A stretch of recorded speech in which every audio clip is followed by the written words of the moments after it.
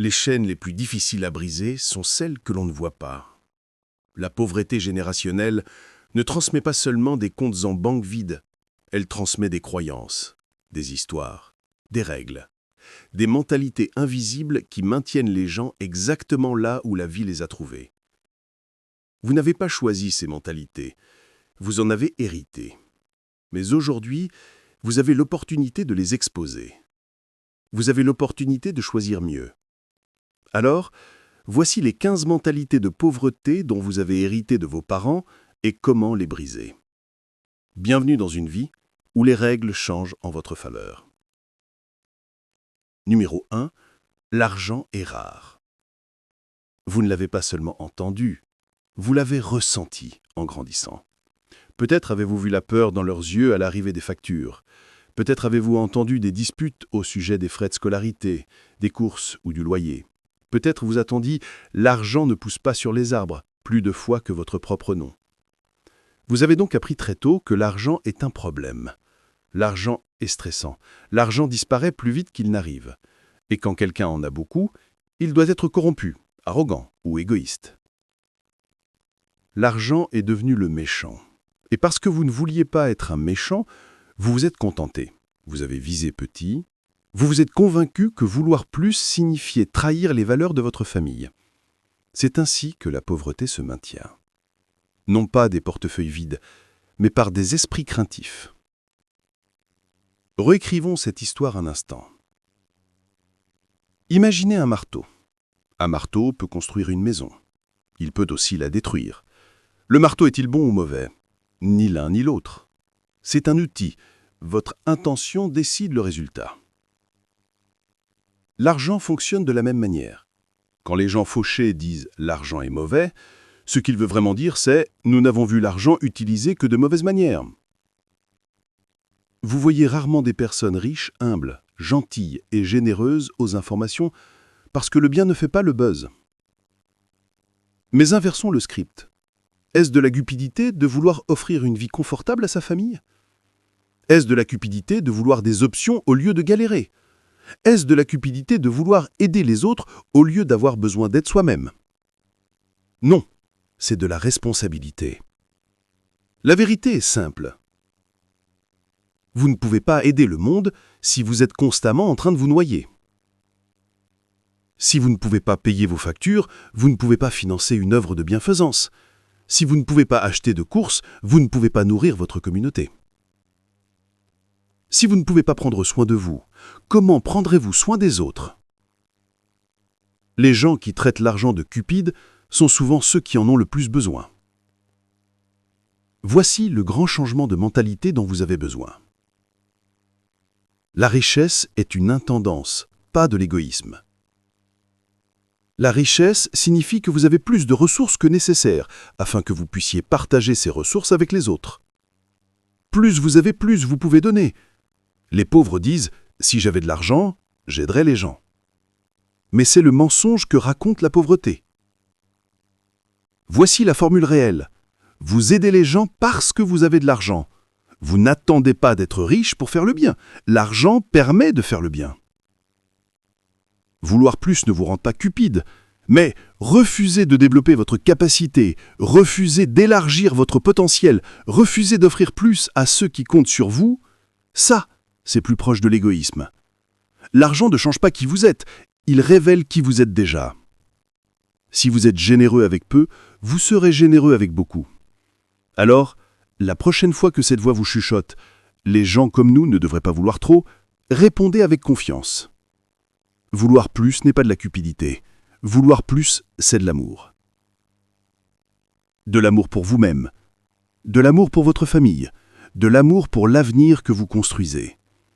Parce que le plus grand gaffin que vous puissiez offrir aux personnes que vous aimez, c'est d'arrêter de transmettre la peur financière et de commencer à transmettre la liberté financière. Numéro 2. Travaille art et tout ira bien. C'est l'un des leçons les plus courants que raconte la pauvreté. Et il semble assez noble pour ne pas être contesté. Vous l'avez probablement entendu depuis l'enfance. Travaille art et tout se mettra en place. Lève-toi tôt, couche-toi tard, et l'univers récompensera ton hustle. Mais soyons honnêtes, si le travail art garantissait à lui seul la richesse, tout balayeur de rue, tout ouvrier de fabrique, toute marchande sous le soleil brûlant serait millionnaire à présent. Ils ne sont pas paresseux, ils ne manquent pas de discipline, ils travaillent plus art que beaucoup de gens que vous rencontrerez jamais. Le problème n'est pas l'effort, c'est le levier. Voyez-vous, la richesse ne vient pas du nombre d'heures que vous travaillez. Elle vient de ce que ces heures produisent et de la scalabilité de cette production. Imaginez ceci. Un homme creusant un trou à main nue peut travailler 10 heures de fil et peut-être finir une fosse. Un autre homme utilisant une excavatrice peut faire la même chose en 10 minutes. Les deux sont en train de travailler, mais un seul comprend le levier. Le premier homme est payé au temps. Le second est payé par l'impact. Et ce que beaucoup de gens ne réalisent pas, c'est qu'on ne devient pas riche en vendant son temps. On devient riche en créant des systèmes qui fonctionnent sans votre temps. Les gens aînés dans la pauvreté sont entraînés à assimiler le mouvement au progrès. Ils croient des choses comme « si je suis occupé, je progresse ». Mais l'agitation n'est pas de la productivité. Vous pouvez courir toute la journée sur un tapis roulant et rester au même endroit. C'est pourquoi beaucoup de personnes pauvres acceptent plus d'emplois lorsqu'elles veulent gagner plus d'argent. 3 emplois, 4 emplois, double shift. Le corps lâche, mais le compte bancaire bouge à peine. Parce qu'ils n'ont pas besoin de plus de work. Ils ont besoin de meilleur work. Décomposons ça. Un meilleur work signifie bâtir quelque chose qui vous paie même quand vous n'êtes pas physiquement présent.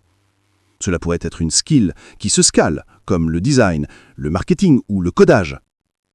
Cela pourrait être un produit, une entreprise, un système ou même du contenu digital qui rapporte longtemps après sa création.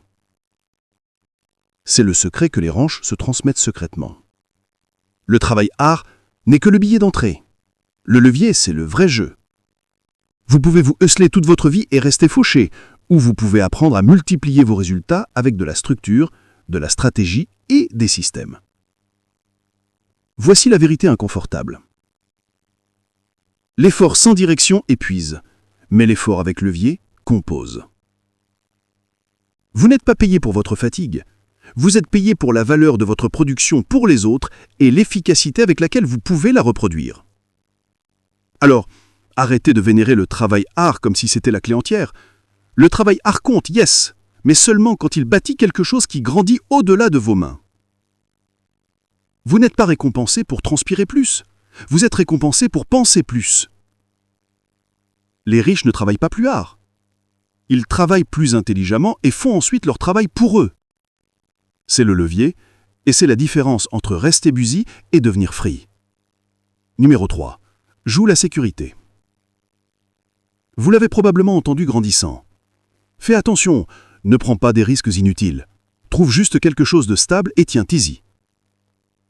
Cela venait de l'amour, mais cela venait aussi de la peur. Vos parents vivaient dans un monde où la sécurité fonctionnait. Ou avoir un job avec des bénéfices, une petite maison et un plan de retraite signifiait que vous vous en sortiez bien. La stabilité était le rêve et le risque était pour les joueurs. Mais il y a un truc. Ce monde n'existe plus. La définition de la sécurité a changé. À l'époque, vous pouviez travailler 30 ans pour une seule entreprise et prendre votre retraite avec une pension. Aujourd'hui, cette même entreprise pourrait disparaître la semaine prochaine à cause d'une nouvelle application, d'une fusion ou d'un changement de marché. L'ironie, c'est que les gens qui s'accrochent le plus à la sécurité sont souvent ceux qui sont le plus durement touchés lorsque le monde change, car ils n'ont jamais appris à s'adapter. Voyez-vous, le monde ne récompense plus la sécurité, il récompense l'adaptabilité. Il récompense la pensée audace. Il récompense les personnes qui n'ont pas peur de se réinventer. Si vos parents vous ont appris à jouer la sécurité, ce qu'ils voulaient vraiment dire, c'est « ne perds pas ce que tu as ». Mais si votre sécurité vous limitait déjà, et si ce filet de sécurité était en fait une cage? Beaucoup de gens ne réalisent pas que la peur et le confort sont des tumelles. Ils se ressemblent, chauds, familiers, prévisibles, et c'est pourquoi ils sont dangereux. Jouer la sécurité vous maintient dans des emplois dont vous avez dépassé le stade. Cela vous maintient dans des relations qui ne vous servent plus. Cela vous fait dire « peut-être l'année prochaine » à des rêves qui avaient besoin de vous depuis 10 ans. Et voici le paradoxe. Au moment où vous arrêtez de jouer la sécurité, lorsque vous prenez enfin ce risque calculé, démarrez ce projet parallèle, postulez pour cette opportunité, ou déménagez dans cette ville, vous réaliserez que vous n'aviez jamais peur de l'échec, vous aviez peur de perdre le contrôle. Mais le vrai contrôle vient de la skill, pas du confort. Quand vous développez des skills, quand vous grandissez votre esprit, quand vous investissez dans votre créativité et votre capacité, le risque devient quelque chose que vous gérez, pas quelque chose que vous craignez. Les riches n'évitent pas le risque, ils le comprennent, ils le calculent, et ensuite ils l'utilisent pour grossir. Alors peut-être que vos parents avaient raison pour leur époque, mais si vous voulez prospérer à cette époque, vous allez devoir désapprendre ce que signifie la sécurité. Parce que la vérité est qu'il n'y a rien de sûr à rester petit dans un monde qui ne cesse de changer. La chose la plus sûre que vous puissiez faire aujourd'hui est d'apprendre, de grandir et de bouger. Parce que le monde n'attendra pas que vous vous sentiez prêt, et votre potentiel non plus. Numéro 4. Parler d'argent est impoli. Soyons honnêtes. La plupart d'entre nous ont grandi dans des foyers où parler d'argent était inconfortable. Vous pouviez parler de notes, d'amis, de politique, même de potins sur les voisins. Mais dès que quelqu'un mentionnait l'argent, l'ambiance changeait. Quelqu'un disait « ce n'est pas poli » ou « ne demande pas aux gens combien ils gagnent ». Et juste comme ça, une autre génération apprenait à rester silencieuse sur la chose même qui contrôle leur vie. Le problème avec ce silence, c'est que quand vous ne parlez pas d'argent, vous n'apprenez rien à son sujet. Et quand vous n'apprenez rien à son sujet, vous dépendrez toujours de ceux qui l'ont fait. Dans beaucoup de foyers, l'argent a ce mur invisible autour de lui. Vous pouvez dîner avec des amis pendant des heures à discuter de philosophie, de politique ou d'amour, mais demandez à quelqu'un son revenu ou ses investissements, et vous avez franchi une ligne. Pourquoi ? Parce que quelque part en cours de route, les gens ont confondu l'argent avec la moralité. On nous a appris que les bonnes personnes ne courent pas après l'argent, que vouloir plus vous rend cupide, que le discuter vous rend arrogant. Mais cette croyance ne vient pas de la vérité, elle vient de siècles de conditionnement culturel. Voyez-vous, pendant des générations, la richesse était privée, parce que le pouvoir était privé. Moins les gens comprenaient l'argent, plus il était facile de les contrôler. Alors, les gens restaient silencieux, polis et pauvres, génération après génération. Pendant ce temps, les familles riches faisaient le contraire. Elles parlaient d'argent tout le temps, pas d'une manière vantarde, mais d'une manière stratégique. Elles enseignaient à leurs enfants comment le gérer, comment le faire fructifier, et comment le faire travailler pour elles. Leurs tables de dîner étaient des salles de classe. Les nôtres étaient des champs de bataille entre survie et honte. Si vous avez grandi dans un foyer où parler d'argent déclenchait des disputes, vous avez appris à associer les finances à la peur. Peut-être que vos parents se disputaient au sujet des factures. Peut-être qu'ils évitaient le sujet entièrement. Dans les deux cas, ce silence ne vous a pas protégé, il vous a handicapé. Parce que voici la vérité. L'argent n'est pas impoli, l'argent est neutre. C'est un outil, tout comme le langage, tout comme la technologie et tout comme le temps. Ce que vous en faites détermine sa signification. Si vous ne parlez pas d'argent, quelqu'un d'autre le fera, généralement pour vous vendre quelque chose. Et si vous ne posez jamais de questions, vous serez toujours le client, jamais le créateur. Le tabou autour de l'argent doit cesser. Vous ne pouvez pas réparer ce dont vous êtes trop poli pour discuter. Commencez à avoir des conversations inconfortables. Demandez à vos amis comment ils budgètent, parlez des salaires, comparez les stratégies d'investissement. Ne le faites pas pour rivaliser, faites-le pour apprendre. Les riches parlent d'argent différemment. Ils parlent en chiffres, pas en émotions. Ils utilisent l'information, non pas l'insécurité, et c'est ce qui les maintient en tête. Briser cette mentalité ne signifie pas devenir obsédé par l'argent, ça signifie devenir fluent dedans. De la même manière qu'apprendre une nouvelle langue vous donne accès à un nouveau monde, apprendre le langage de l'argent vous donne accès à la liberté. Alors non, parler d'argent n'est pas impoli. Ce qui est impoli, c'est de prétendre que cela n'a pas d'importance, alors que cela dicte silencieusement chaque choix que vous faites. Numéro 5. Un enfant sauvera toute la famille.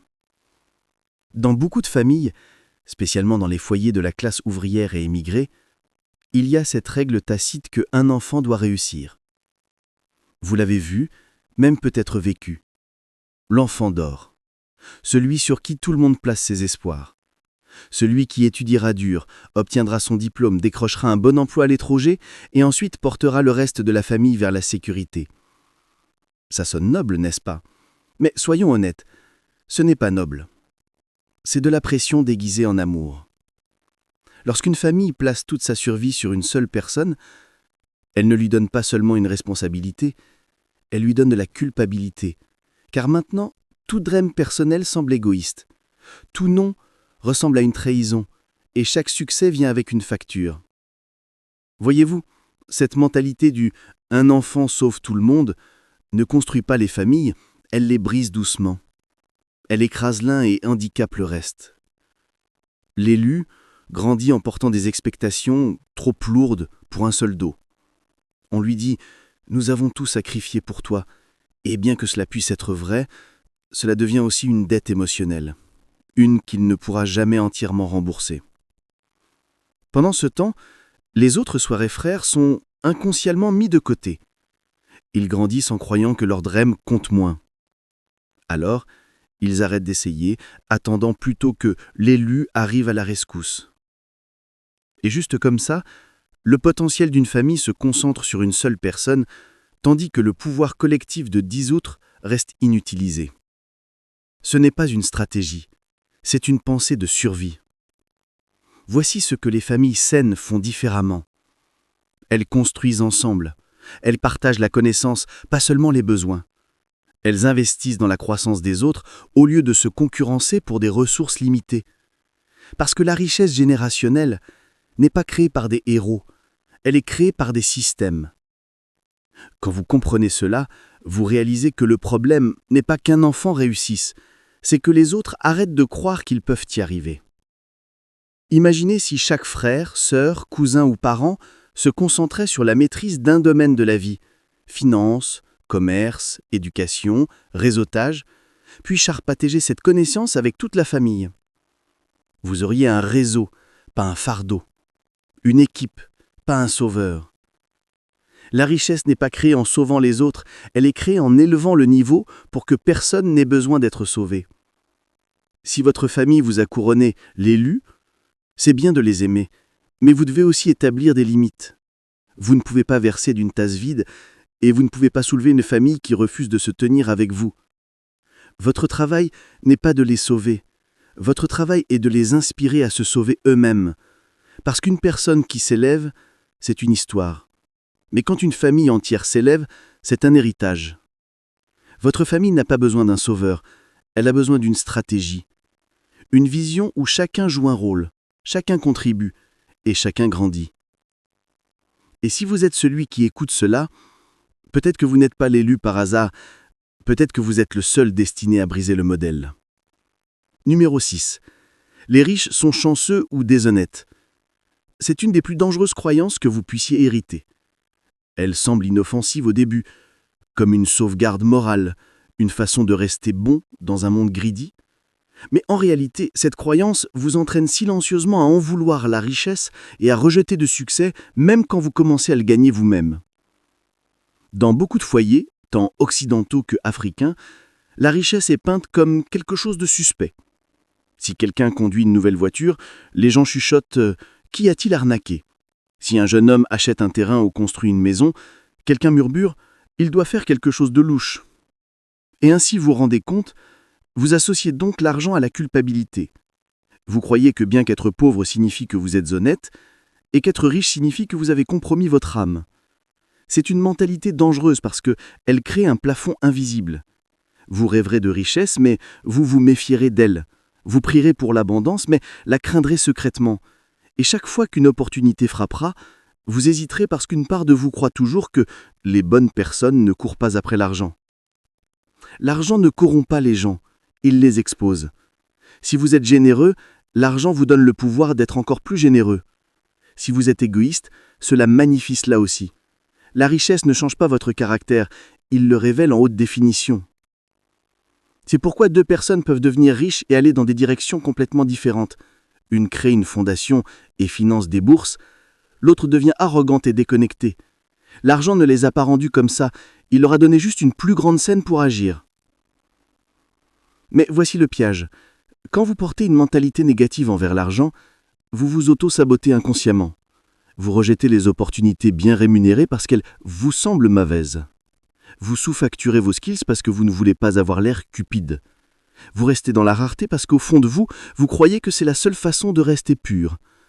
Ce n'est pas de l'humilité, c'est de la peur déguisée en vertu. La vraie intégrité n'est pas éviter l'argent, c'est de le gérer de façon responsable. La vraie humilité n'est pas de rester fauché, c'est de se rappeler de ses racines lorsque l'on s'élève. La richesse n'a pas forcément signifié cupidité. Elle peut signifier option. Elle peut signifier liberté. Elle peut signifier impact, mais pour en faire expérience, vous devez recabler vos croyances. Vous devez arrêter de diaboliser les histoires de succès et commencer à les étudier. Vous devez remplacer la suspicion par la curiosité. Vous devez demander « Comment ont-ils bâti ça ?» au lieu de « Ils ont dû tricher ». Parce qu'une fois que vous commencez à comprendre comment la richesse est bâtie, les habitudes, la discipline et la mentalité, vous réaliserez que bien que la chance soit un facteur, ce n'est pas toute l'histoire. La plupart des riches ne sont pas arrivés par hasard. Ils ont appris, ils ont échoué, ils se sont adaptés et ils ont continué quand tout le monde a abandonné. Alors, la prochaine fois que vous voyez quelqu'un prospérer, ne vous effondrez pas ni ricanez pas, apprenez. Parce que vous ne pouvez pas attirer ce que vous méprisez secrètement. Numéro 7. L'éducation garantit le succès. C'est ce que la plupart de nos parents croyaient. Et honnêtement, peut-on leur en vouloir? À leur époque, l'éducation était le ticket d'or. Si vous aviez un diplôme, vous aviez un emploi. Si vous aviez un emploi, vous aviez de la stabilité. Et si vous aviez de la stabilité, vous étiez considéré comme réussi. Mais ce monde n'existe plus.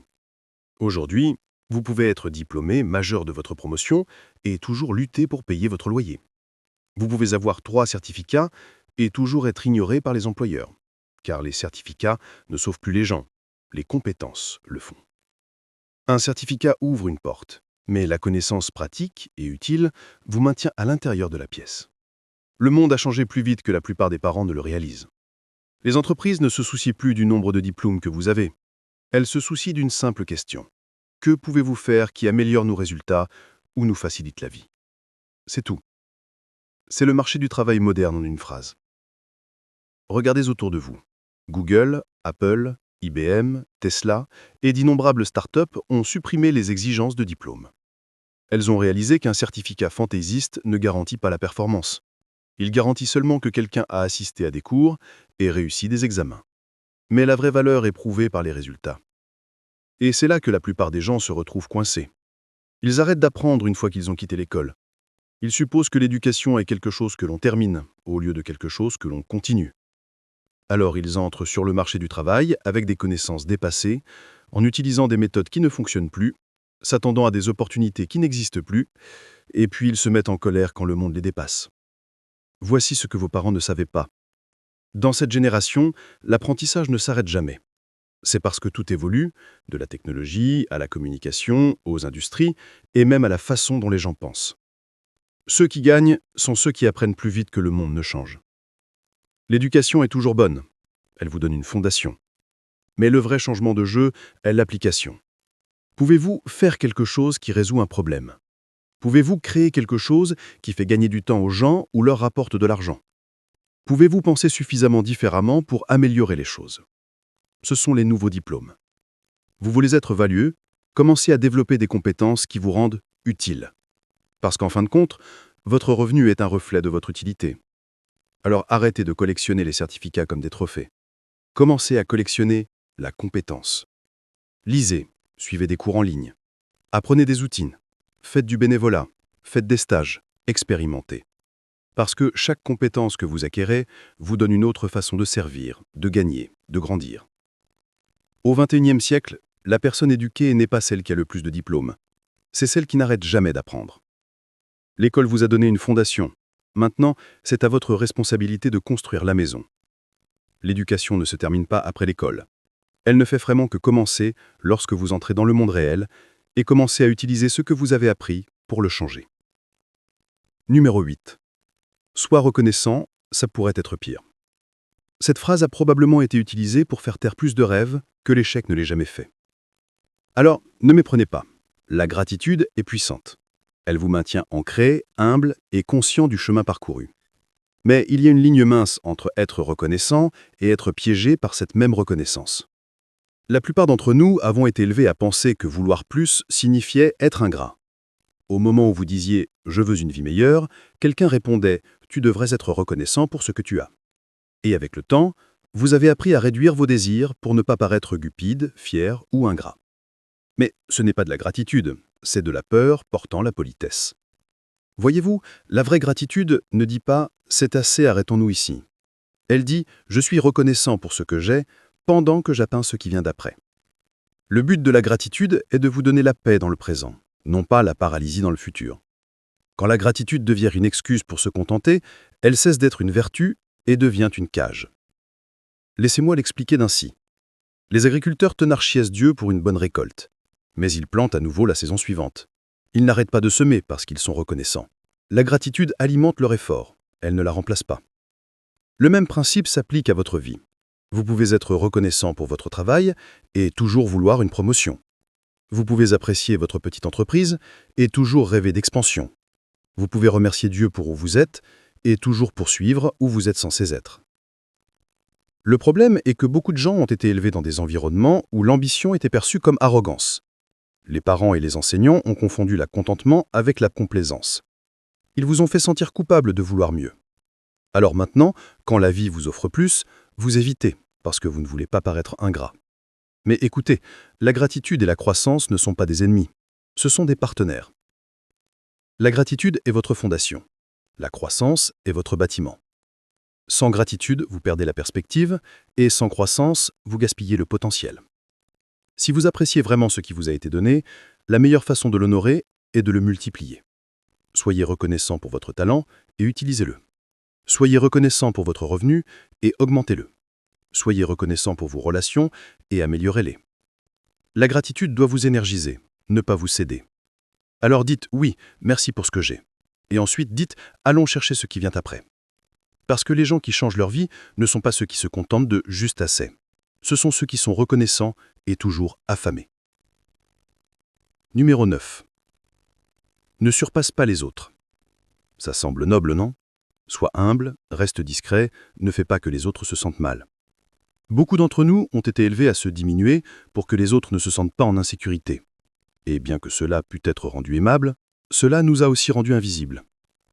Dans beaucoup de foyers de la classe moyenne, le succès n'est pas toujours célébré. Il est doucement surveillé. Quand vous commencez à gagner, les gens deviennent mal à l'aise. Vous achetez une meilleure voiture, déménagez dans un meilleur endroit, ou commencez à parler d'investissement, et soudain les murmures commencent. Tu as changé. Mais vous n'avez pas changé. Vous avez grandi. Vous avez refusé de rester petit. Voyez-vous, la croissance rend les gens nerveux, surtout ceux qui ont choisi le confort plutôt que le courage. Il leur force à voir ce qu'ils auraient pu faire mais n'ont pas fait. Alors au lieu d'applaudir pour vous, ils essayent de vous couper les ailes. Et malheureusement, beaucoup d'entre nous ont internalisé cette énergie tôt. Nous avons appris à baisser notre lumière pour que les autres n'aient pas à plisser les yeux. Nous avons arrêté de partager nos victoires parce que nous ne voulions pas avoir l'air fiers. Nous avons minimisé nos progrès pour que tout le monde se sente à l'aise. Mais voici ce que vous devez savoir. Les lumières basses n'éclairent jamais la pièce. Vous ne pouvez pas inspirer les gens en cachant ce qui est possible. Vous n'aidez pas votre communauté en restant moyen, votre croissance ne menace personne qui grandit vraiment. Elle n'expose que ceux qui ont arrêté. L'humilité n'est pas la même chose que l'invisibilité. L'humilité, c'est reconnaître que votre lumière vient de quelque chose de plus grand que vous. Mais cela ne signifie pas que vous devez la cacher. Le monde ne récompense plus le travailleur silencieux. Il récompense la visibilité, l'initiative et le courage. Vous pouvez être humble et quand même prendre de la place. Vous pouvez célébrer vos victoires sans arrogance. Vous pouvez partager vos progrès sans vous excuser. Voici un exemple simple. Une fleur ne s'excuse pas de fleurir plus vite que les autres. Elle fait simplement ce pourquoi elle a été dessinée, grandir. Et au lieu de ternir sa couleur, elle se dresse fièrement et rappelle aux autres que fleurir est possible. C'est ce que votre succès doit faire. Mais voici le défi. La plupart d'entre nous ont été élevés sur l'humilité de survie, pas l'humilité intentionnelle. L'humilité de survie dit « reste discret pour ne pas te faire remarquer ». L'humilité intentionnelle dit « brille fort pour que les autres voient ce qui est possible, mais n'oublie pas d'où tu viens ». Il y a une différence. Alors quand les gens vous disent « ne surpasse pas les autres », ce qu'ils veulent vraiment dire c'est « ne nous force pas à confronter notre propre confort ».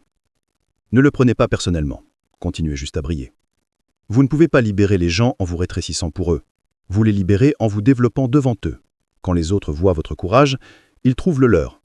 Alors oui, restez humble, mais prenez des places. Brillez dans votre couloir, assumez votre brillance, parce que la pièce ne devient pas plus lumineuse quand tout le monde cache sa lumière. Elle devient plus lumineuse quand un seul ose l'allumer. Numéro 10. La dette est mauvaise. Un certificat fantaisiste ne garantit pas la performance. Il garantit seulement que quelqu'un a assisté à des cours et réussi des examens. Mais la vraie valeur est prouvée par les résultats. Et c'est là que la plupart des gens se retrouvent coincés. Ils arrêtent d'apprendre une fois qu'ils ont quitté l'école. Ils supposent que l'éducation est quelque chose que l'on termine, au lieu de quelque chose que l'on continue. Alors ils entrent sur le marché du travail avec des connaissances dépassées, en utilisant des méthodes qui ne fonctionnent plus, s'attendant à des opportunités qui n'existent plus, et puis ils se mettent en colère quand le monde les dépasse. Voici ce que vos parents ne savaient pas. Dans cette génération, l'apprentissage ne s'arrête jamais. C'est parce que tout évolue, de la technologie à la communication, aux industries, et même à la façon dont les gens pensent. Ceux qui gagnent sont ceux qui apprennent plus vite que le monde ne change. L'éducation est toujours bonne. Elle vous donne une fondation. Mais le vrai changement de jeu est l'application. Pouvez-vous faire quelque chose qui résout un problème? Pouvez-vous créer quelque chose qui fait gagner du temps aux gens ou leur rapporte de l'argent? Pouvez-vous penser suffisamment différemment pour améliorer les choses? Ce sont les nouveaux diplômes. Vous voulez être valieux? Commencez à développer des compétences qui vous rendent utiles. Parce qu'en fin de compte, votre revenu est un reflet de votre utilité. Alors arrêtez de collectionner les certificats comme des trophées. Commencez à collectionner la compétence. Lisez, suivez des cours en ligne, apprenez des outils, faites du bénévolat, faites des stages, expérimentez. Parce que chaque compétence que vous acquérez vous donne une autre façon de servir, de gagner, de grandir. Au XXIe siècle, la personne éduquée n'est pas celle qui a le plus de diplômes. C'est celle qui n'arrête jamais d'apprendre. L'école vous a donné une fondation. Maintenant, c'est à votre responsabilité de construire la maison. L'éducation ne se termine pas après l'école. Elle ne fait vraiment que commencer lorsque vous entrez dans le monde réel et commencez à utiliser ce que vous avez appris pour le changer. Numéro 8. Sois reconnaissant. Ça pourrait être pire.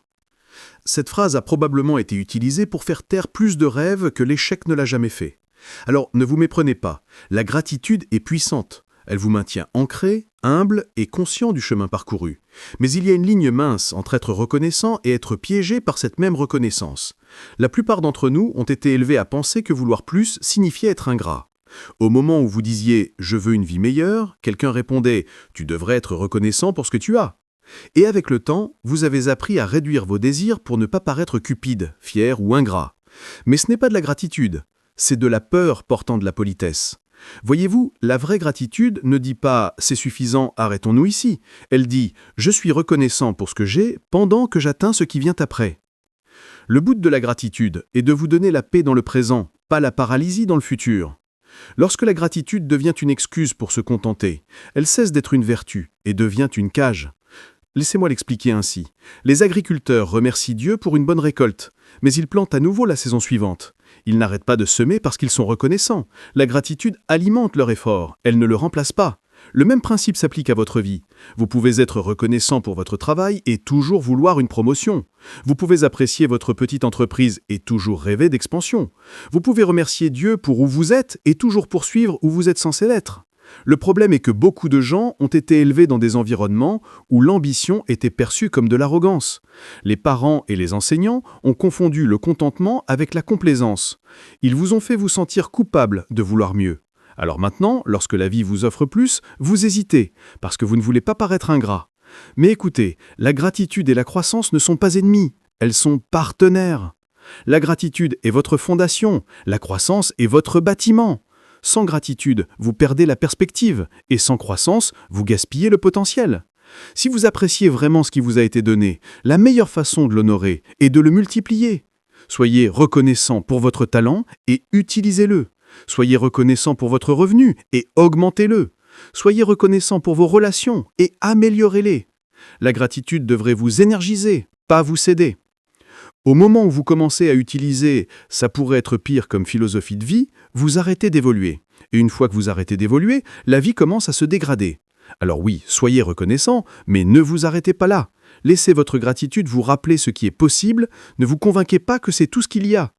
Dites « merci pour ce que vous avez » et puis dites « allons chercher ce qui vient après. Parce que les gens qui changent leur vie ne sont pas ceux qui se contentent de juste assez, ce sont ceux qui sont reconnaissants et toujours affamés. Numéro 9. Ne surpasse pas les autres. Cela semble noble, n'est-ce pas? Sois humble, reste discret, ne fais pas que les autres se sentent petits. Beaucoup d'entre nous ont été élevés à se diminuer pour que les autres ne se sentent pas en insécurité. Et bien que cela nous ait peut-être rendus aimés, cela nous a aussi rendus invisibles. Dans beaucoup de foyers de classe moyenne, le succès n'est pas toujours célébré, il est doucement surveillé. Lorsque vous commencez à gagner, les gens deviennent mal à l'aise. Vous achetez une meilleure voiture, déménagez dans un meilleur quartier, ou commencez à parler d'investissement, et soudain les chuchotements commencent. Tu as changé. Mais vous n'avez pas changé, vous avez grandi. Vous avez refusé de rester petit. Voyez-vous, la croissance rend les gens nerveux, surtout les gens qui ont choisi le confort plutôt que le courage. Elle les force à voir ce qu'ils auraient pu faire, mais n'ont pas fait. Alors au lieu d'applaudir pour vous, ils essaient de vous couper les ailes. Et malheureusement, beaucoup d'entre nous ont internalisé cette énergie tôt. Nous avons appris à baisser notre lumière pour que les autres n'aient pas à pligner. Nous avons cessé de partager nos victoires parce que nous ne voulions pas avoir l'air de fiers. Nous avons minimisé nos progrès pour que tout le monde se sente à l'aise.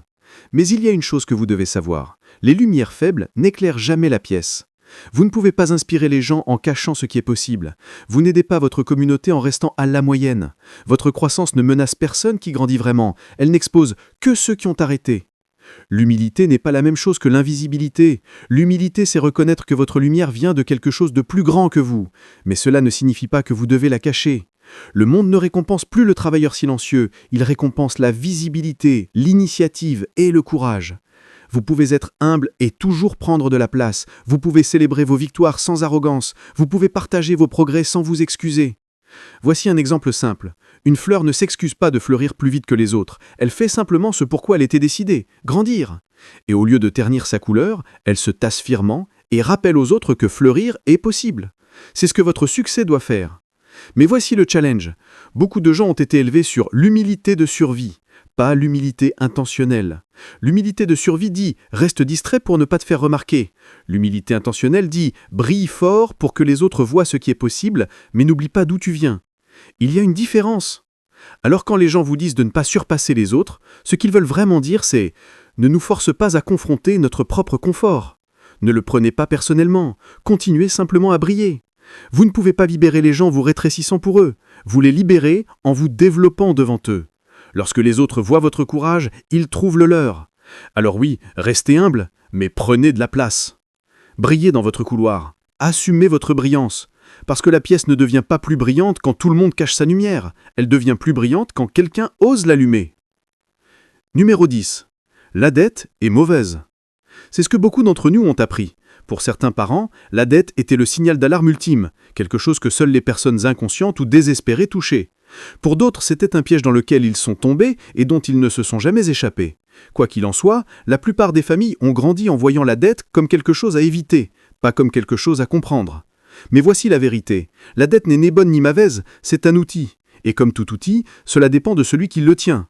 Un marteau peut construire une maison ou casser une fenêtre. Même marteau, usage différent. La dette fonctionne de la même façon. Elle peut vous détruire ou vous développer. La différence réside dans votre compréhension de comment elle fonctionne. Les pauvres et la classe moyenne apprennent à avoir peur de la dette. Les riches apprennent à la maîtriser. Décomposons cela. La mauvaise dette achète le confort.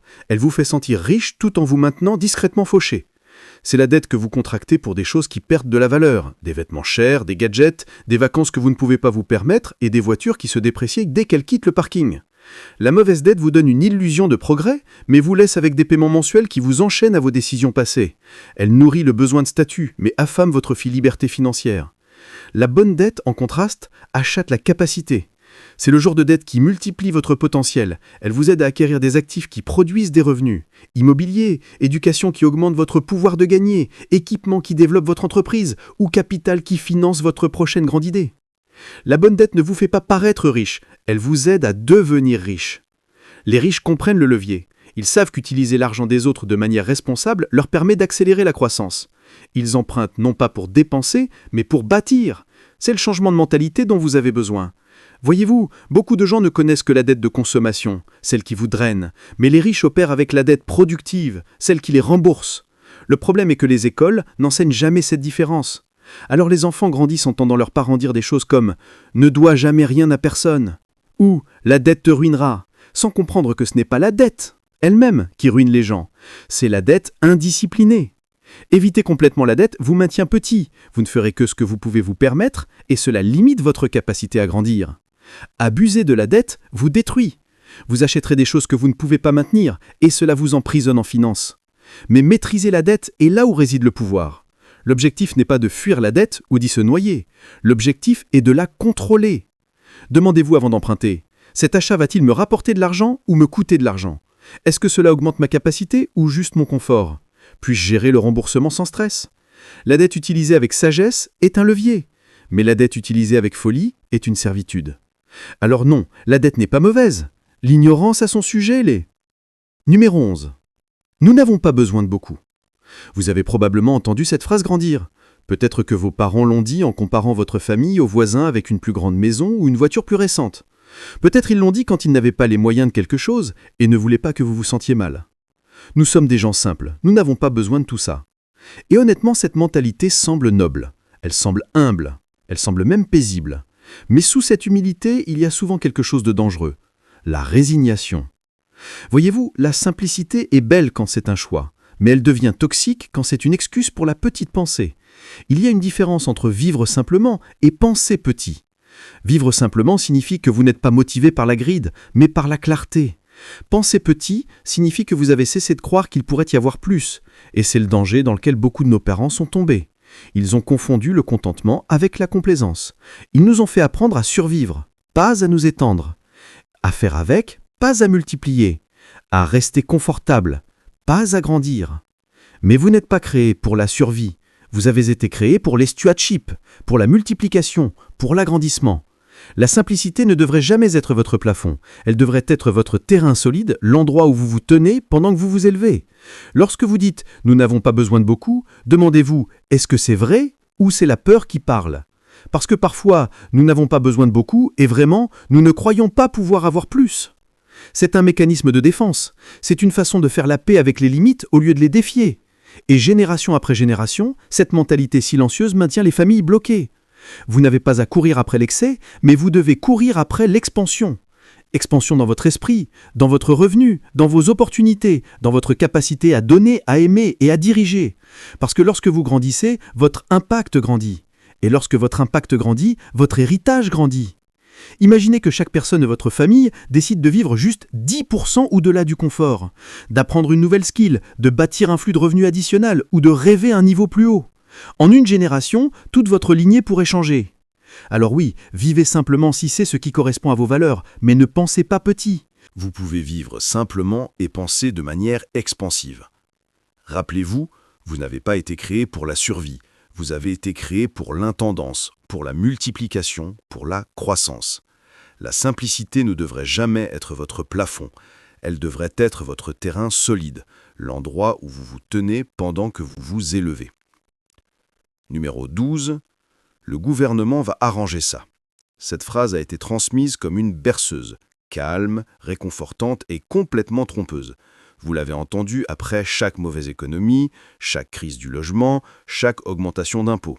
Ne vous inquiétez pas, disent-ils, le gouvernement va arranger ça. Mais voici la vérité, les gouvernements n'arrangent pas les vies, ils gèrent les systèmes. Et les systèmes ne sont pas construits pour rendre les individus riches, ils sont construits pour maintenir la société en marche. Lorsque vous comptez sur le gouvernement pour résoudre vos problèmes personnels, vous lui cédez votre pouvoir, vous échangez l'initiative contre la dépendance, et c'est un échange dont personne ne profite jamais. Soyons honnêtes, la plupart des gouvernements sont conçus pour maintenir la stabilité, pas pour créer la prospérité pour tout le monde. Leur travail est de maintenir la machine en marche, pas de vous propulser dans la vie.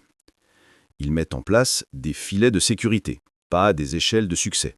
Oui, il y a des programmes, des avantages et des incitations, mais ils ne sont pas conçus pour vous faire prospérer.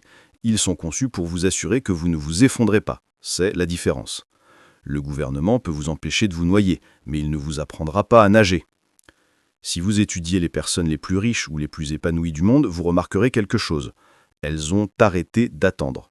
Elles ont réalisé que personne ne viendrait les sauver, elles n'ont pas attendu de meilleures politiques, elles ont créé de meilleurs plans. Elles n'ont pas attendu des systèmes justes, elles ont appris à naviguer dans des systèmes injustes. Elles n'ont pas attendu l'opportunité, elles l'ont construite à partir des miettes disponibles, parce que l'attente est la voie la plus lente vers la liberté. Voyez-vous, la mentalité de « le gouvernement va arranger ça » semble inoffensive, mais engendre la passivité. Elle vous convainc que votre vie dépend des décisions de quelqu'un d'autre. C'est la recette parfaite pour la frustration et la stagnation. Et beaucoup de nos parents, surtout dans les sociétés post-coloniales ou axées sur l'aide sociale, ont appris à penser ainsi. Le gouvernement était le pourvoyeur, le protecteur, le réparateur. Mais que se passe-t-il lorsque le pourvoyeur commence à couper les budgets, lorsque le protecteur regarde ailleurs, lorsque le réparateur manque de fonds? Vous vous retrouvez à attendre un sauveur qui ne viendra pas. La responsabilité personnelle ne consiste pas à ignorer le système, elle consiste à refuser d'être piégé par lui. Lorsque vous décidez que vous êtes la solution, tout change. Vous commencez à apprendre comment l'argent fonctionne, pas seulement comment les salaires sont taxés. Vous commencez à prêter attention aux opportunités, pas aux promesses. Vous commencez à agir, pas à espérer. Ce n'est pas que le gouvernement soit mauvais, il n'est tout simplement pas conçu pour votre transformation personnelle. Les systèmes protègent les systèmes, les gens doivent se protéger et s'autonomiser. Alors, au lieu de demander « Quand vont-ils arranger ça ?», commencez à demander « Que puis-je construire ?» Au lieu de dire « Ils doivent faire quelque chose », dites « Je vais commencer quelque chose ». La vraie transformation, celle qui change les familles et les avenirs, ne commence jamais par une politique, elle commence par une personne qui décide de prendre la responsabilité, vous. Arrêtez d'attendre de l'aide, commencez à construire votre propre aide. C'est ainsi que la liberté commence, non pas au Parlement, mais dans votre mentalité. Numéro 13, l'échec est une honte. C'est le scénario que la plupart d'entre nous ont reçu étant enfants. Vous vous rappelez probablement de la piqûre d'obtenir une mauvaise note et de voir la déception dans les yeux de vos parents, ou la tension dans la pièce quand quelque chose ne s'était pas passé comme prévu, le silence, les soupirs, le sentiment que vous aviez laissé tomber quelqu'un. Et à partir de ce moment, vous avez appris une leçon puissante, mais dangereuse. L'échec n'est pas sûr. Alors, en grandissant, vous avez arrêté d'expérimenter. Vous avez arrêté de risquer l'embarras. Vous avez commencé à jouer petit, non pas par manque de potentiel, mais parce que vous étiez terrifié de la honte. Mais la vérité est que l'échec n'est pas fatal, c'est de la rétroaction. Pensez à la façon dont un enfant apprend à marcher. Il tombe centaines de fois avant de faire son premier pas confiant. Ni personne ne le gronde de tomber, nous l'encourageons, nous disons « lève-toi, réessaye », parce que nous savons que tomber fait partie de la marche. Cependant, quelque part entre l'enfance et l'âge adulte, nous avons désappris cette vérité. Nous avons remplacé « réessayer » par « ne te trompe pas ». Et au moment où nous l'avons fait, la croissance est devenue optionnelle, la survie est devenue l'objectif. Dans beaucoup de familles, l'échec était traité comme une faiblesse morale.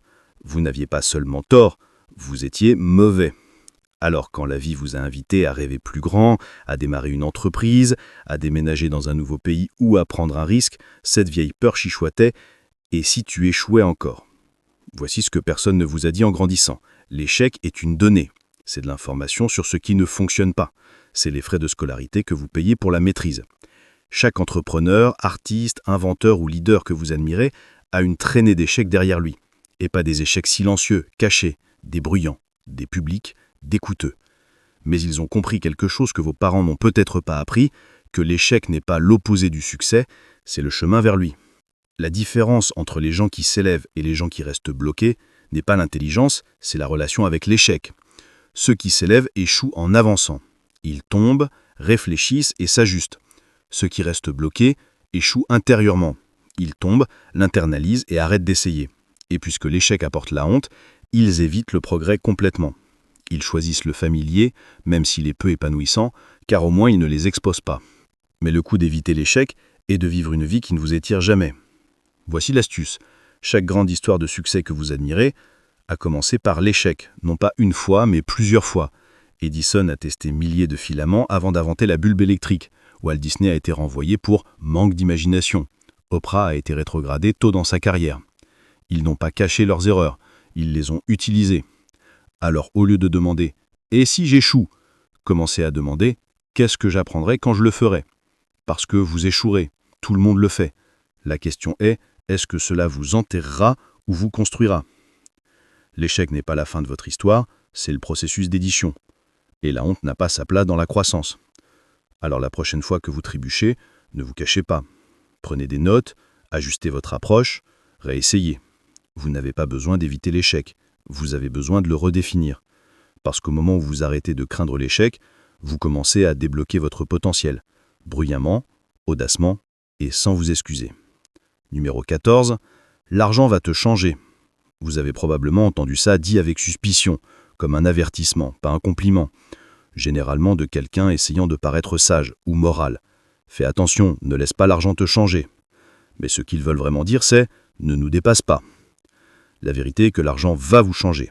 Cette partie est vraie. Mais la façon dont il vous change dépend entièrement de qui vous êtes lorsque vous l'obtenez. L'argent ne redécrit pas votre caractère, il l'amplifie. Si vous êtes gentil, vous serez plus gentil. Si vous êtes égoïste, vous serez plus égoïste. Si vous êtes généreux, vous donnerez plus librement. Si vous êtes insécure, vous utiliserez l'argent pour prouver votre valeur. L'argent est un miroir, pas un masque. Il ne cache pas qui vous êtes, il l'expose. Mais beaucoup de gens ont appris à craindre cette exposition. Ils ont vu des proches qui ont réussi et soudain déménagé dans de meilleurs quartiers, parlaient différemment ou arrêtaient de répondre aux appels, et c'était une preuve suffisante que l'argent change les gens. Alors ils ont décidé, je préfère rester petit et accepter que riche et jugé. C'est ainsi que la pauvreté générationnelle se protège, par le chantage émotionnel. Soyons honnêtes, les gens ne détestent pas vraiment le changement. Ils détestent se rappeler qu'ils sont restés les mêmes. Lorsque votre succès défie le confort de quelqu'un, ils vous étiqueteront arrogant, matérialiste ou faux, tout ce qui les fait se sentir mieux à propos de rester derrière. Alors, au lieu de grandir, vous vous rétrécissez, vous minimisez vos victoires, vous vous excusez pour vos bénédictions, vous vous dites que l'argent n'a pas d'importance, tout en souhaitant secrètement que la vie ne soit pas si serrée. Mais voici ce que vous devez comprendre. L'argent ne corrompt pas, il clarifie. Il expose les valeurs, les motifs et les priorités que la pauvreté cache. Les pauvres sont souvent forcés de faire des choix par désespoir, non pas par désir. La richesse vous donne l'espace de prendre des décisions par pourquoi, non pas par pression. L'argent vous change parce qu'il supprime vos excuses. Il vous donne accès, des options et de l'influence. Il vous donne la liberté de dire non à ce qui ne correspond pas à vos valeurs. Il vous donne la liberté de vous éloigner d'environnements toxiques, d'investir dans ce qui compte, de bénir les autres sans attendre la permission. Ce n'est pas de la corruption, c'est de l'élévation. Si vous avez peur du changement, vous resterez fauché juste pour rester familier. Mais si vous embrassez le changement, l'argent devient un outil de transformation, non seulement pour vous, mais pour tous ceux qui sont connectés à vous. Alors quand quelqu'un dit « l'argent va te changer », souriez et dites « je l'espère ». Parce que rester le même tout en luttant n'est pas noble, c'est inutile. Laissez la richesse révéler votre meilleur soi, laissez-la étendre votre compassion, aiguiser votre discipline et élargir votre influence. L'argent vous changera et c'est le but, parce que si ce n'est pas le cas, vous ne l'utilisez pas correctement. Numéro 15. Priez pour la richesse plutôt que de la développer. Celui-ci pique parce qu'il touche une corde sensible, surtout si vous avez été élevé dans un environnement religieux. Vous avez appris que si vous priez assez fort, faustiez assez longtemps et croyez assez profondément, la richesse vous trouverait d'une manière ou d'une autre. Vous avez été enseigné de faire confiance à Dieu pour une percée financière, mais rarement enseigné à construire des systèmes qui en créent une. Et ainsi, pour beaucoup de gens, la prière est devenue un substitut pour le processus. La foi est devenue un remplacement pour la discipline et l'espoir est devenu une excuse pour l'inactivité. Soyons clairs, la prière est puissante, la foi compte, mais la foi sans mouvement est une fantaisie, parce que Dieu ne récompense pas les souhaits, il récompense le travail. Regardez-le de cette façon, aucun fermier ne prie pas pour la récolte sans planter. Imaginez quelqu'un debout dans un feld vide, les yeux fermés, en disant « Seigneur, je reçois l'abondance ». Cela semble sincère, mais c'était mal avisé. Vous ne pouvez pas récolter ce que vous n'avez pas semé. Vous ne pouvez pas multiplier ce que vous n'avez pas géré. Vous ne pouvez pas attirer pourquoi vous ne vous êtes pas préparé. Mais c'est exactement ce que beaucoup d'entre nous ont appris, à prier pour des résultats pour lesquels nous ne nous sommes pas positionnés pour les recevoir. Et cette mentalité maintient les gens spirituels, mais bloqués. Ils jeûnent pour ce qu'ils devraient apprendre. Ils lient ce qu'ils devraient construire. Ils attendent le moment divin, alors que le moment est divin depuis le jour de leur naissance. Dieu ne laisse pas tomber la richesse du ciel. Il donne des idées aux gens sur terre. Mais la plupart n'agissent jamais sur ces idées, parce qu'ils attendent un signe au lieu de commencer par un pas. Les gens qui prospèrent comprennent que la prière n'est pas un sort magique, c'est une réunion stratégique. C'est là où vous obtenez la clarté, pas la devise. C'est là où vous recevez la sagesse, pas les salaires. Et après cette réunion, vous vous levez et faites le travail. La foi est censée alimenter l'action, pas la remplacer. Même les Écritures sont pleines de gens qui ont fait quelque chose. David n'a pas seulement prié pour vaincre Goliath, il s'est entraîné avec une fronde. Noé n'a pas seulement cru en un déluge, il a construit une arche. La veuve dans la Bible n'a pas seulement crié pour la provision, elle a rassemblé des jarres vides.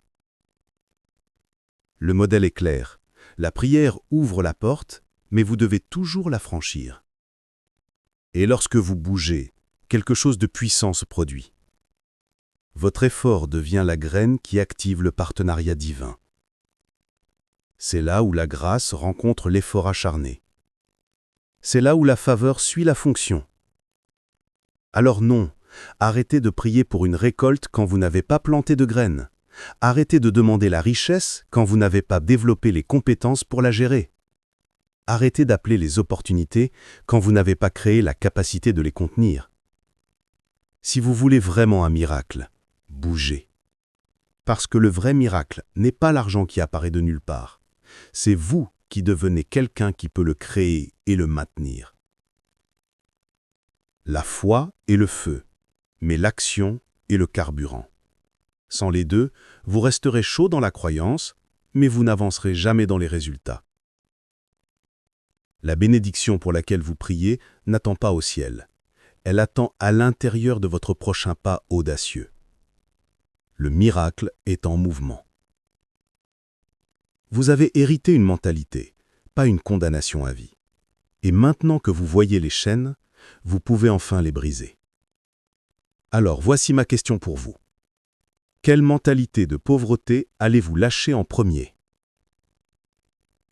Laissez votre réponse dans les commentaires. Quelqu'un d'autre a besoin de la voir. Si vous êtes prêt à réécrire votre héritage familial, cliquez sur le bouton Abonnez-vous, aimez cette vidéo et partagez-la avec quiconque mérite une chance d'échapper aux croyances qui ont piégé des générations.